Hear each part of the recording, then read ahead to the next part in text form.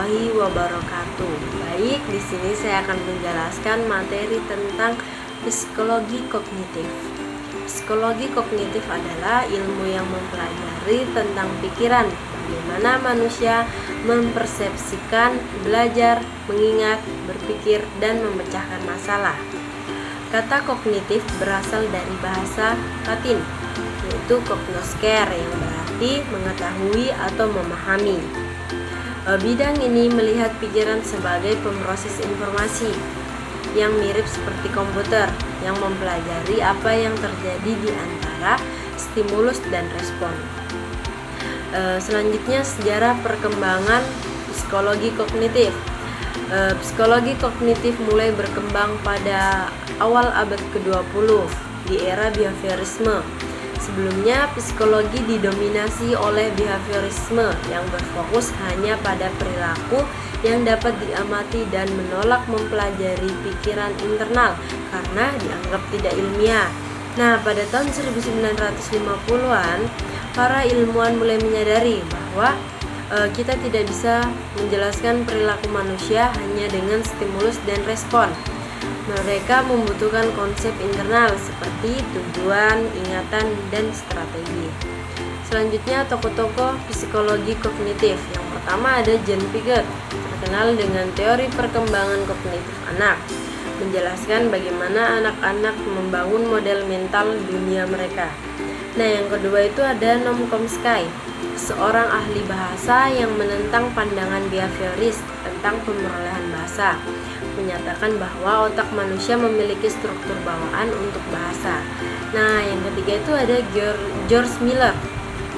Kontribusinya yang paling terkenal adalah makalah klasik, yaitu The Magical Number 7 plus or minus 2 tentang keterbatasan kapasitas memori jangka pendek.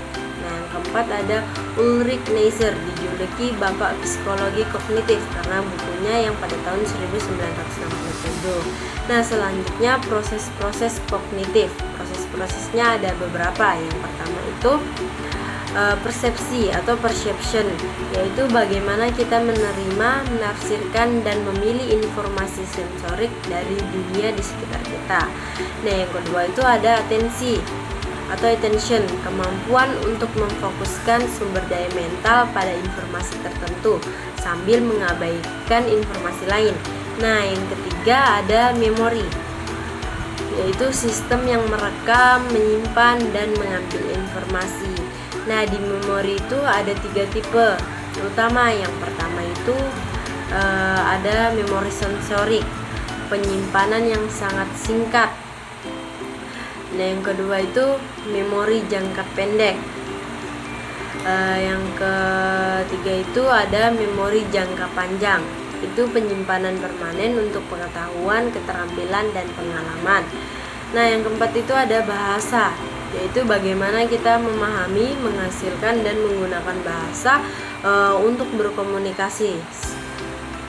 Selanjutnya, yang kelima pemecahan masalah, yaitu bagaimana kita menggunakan pengetahuan untuk mencapai tujuan, mengatasi hambatan, dan memilih di antara berbagai opsi.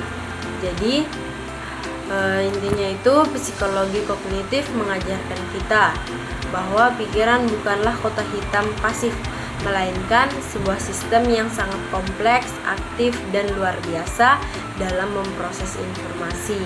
Dengan memahaminya, kita dapat meningkatkan cara kita belajar, mengingat, dan berinteraksi dengan dunia. Baik, itu saja yang saya sampaikan. Kurang dan lebihnya mohon dimaafkan. Wabillahi wa taufiq hidayah. Wassalamualaikum warahmatullahi wabarakatuh.